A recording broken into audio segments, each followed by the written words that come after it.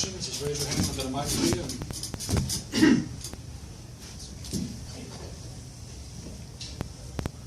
Don't be bashful.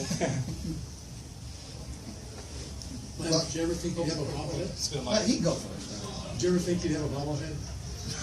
And all the superstars are having one nowadays. Do you think you'd be in line for one? Well, I didn't know about a Purdue bobblehead.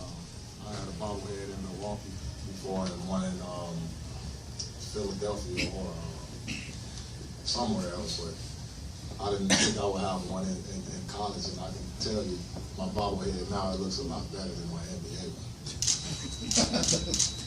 Hey, Glenn, along those same lines, the Purdue lines, can you just talk about your son Jalen a little bit? And I'm sure you've been asked this a million times, but how did he end up not being a basketball player and got into all those other sports? And was there any pride that you had when he committed to Purdue? Well, I let my kids do what they want to do. If he wanted to play rugby, if that's his passion and that's his love, then I'm going to support that. Jalen, he did everything except for basketball. He tried to play a little ball. He went to my basketball camps a few times in the summer, but he played baseball, football, he wrestled, he did karate for a while. He was doing so much stuff, his mother had to make him make a decision and pull him back and out of something because she didn't have any free time, because every time one season is over with, it's time for something else. So he did everything but basketball. He's just an athlete. Yeah, he even said himself he's got a terrible jump shot. He said if somebody saw him shoot, they'd know why he didn't go into basketball. You're an expert. What do you think? Well, he's very strong. He's always been strong. So if he did play basketball, I always believed that he would have been able to dominate down in the paint. As far as being strong, he would have been able to back players down and foul somebody hard when it comes to the hole, things like that. I think if he would have found that niche, he probably would have played a little more ball, knowing that you can be a little bit more physical, because he liked physical, he liked contact type of sports. So he's always played football. Like I said, he's played baseball. He did everything except for basketball. And hey, like I said, if that's your passion, then I'm all for it. Had another question about Galen. I remember seeing him at wrestling tournaments when he was a freshman and sophomore, and even then, from a physical standpoint, he was pretty impressive. Just as an athlete, when you look at him, what impresses you about him athletically? Well, his work ethic. He has natural strength. Like I said, he's always been a strong kid. He works hard. He works very hard, and he go a whole lot harder than what I did at that age and on that level. So that's all I can say. He's just a hard worker on top of the God-given talent that he has. And when you put that together, it can be scary. Glenn, what's it been like going from being the athlete at a very high level to watching your kids be athletes at a very high level? Oh, it's great. That's the goal. Everybody always want to see a kid, succeed in whatever they do. And being an athlete is just a fulfillment and enjoyment for me, just to see them go out and do what they love to do. It doesn't matter how high of a level that they play or how far they make it. I'm gonna always enjoy it the same, because he's out there doing what he likes to do. It's all about your passion. Glenn, what does Purdue mean to you, and what does it mean for a night like this to come back and be honored like this? Oh, it means a lot. This is a special moment. This is the foundation of my career. If it wasn't for Purdue, I don't know where I would be, or where I would have gone, or what kind of NBA career I had. I had a great following. I had a great coaching staff. I had great support when I was here, and nothing's changed. And it's been 20 years, and it seems like yesterday. And you're going to do this again Saturday in Milwaukee, right? The Bucks. Yeah, but it's an appearance for Milwaukee. I will be there. Ever since Roosevelt, you've been kind of a laid-back, quiet guy. You like your privacy. Is this kind of difficult, going around publicly and receiving honors and having to meet the media again? No, I wouldn't say that.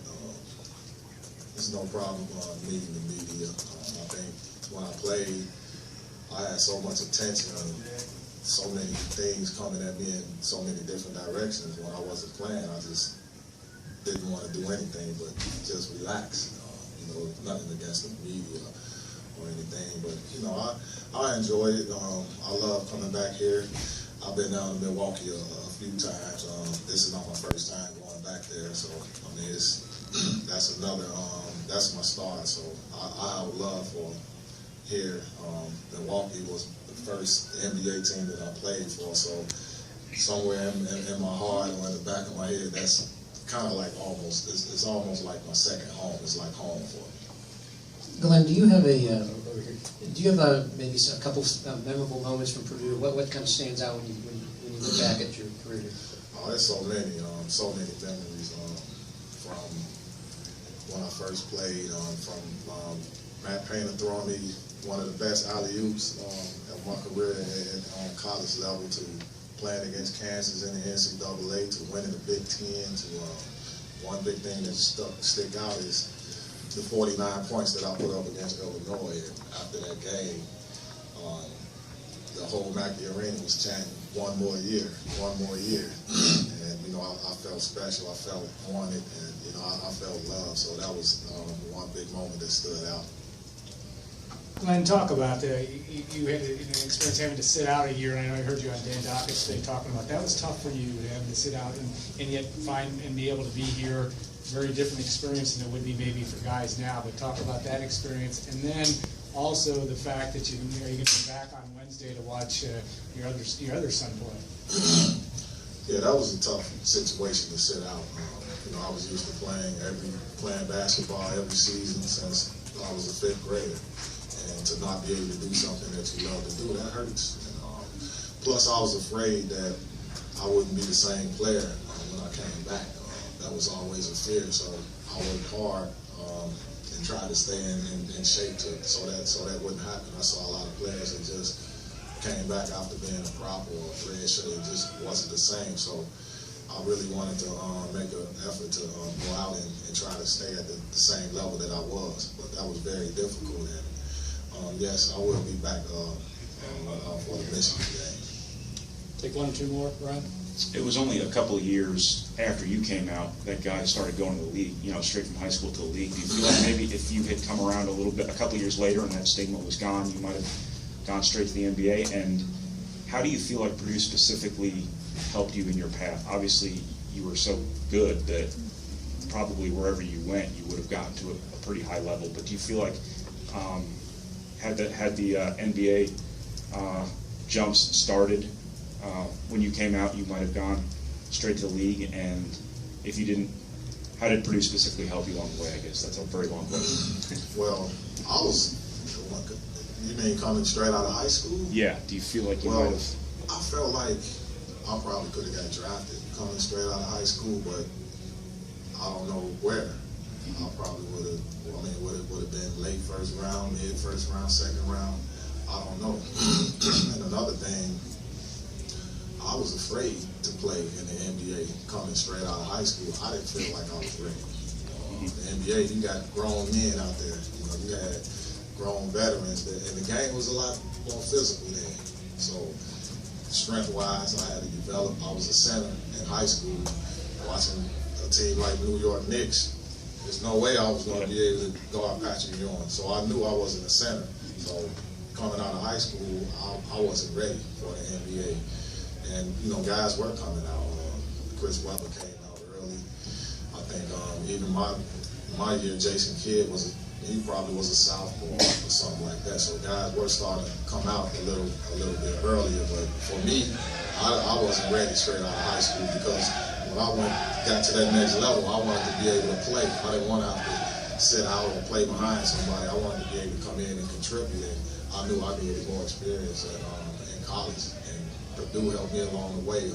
Coach K, when we used to meet, first thing he would ask me is, you working on your ball handling? You working on your jump shot? You're a small forward now. You're not a center. You got to work on your game. So Coach Katie telling me that gave me the confidence to go out and work on those things. Plus, I had Conzo Martin as my roommate. He was a small forward, 2 guard, so playing around with him, playing one-on-one, I picked up a lot of perimeter things from him. Last question. Just, Glenn, I know Elon told me he's gonna wear number 13 at Purdue. What kind of emotions did you have when he told you wanted to do that? Oh, that's great.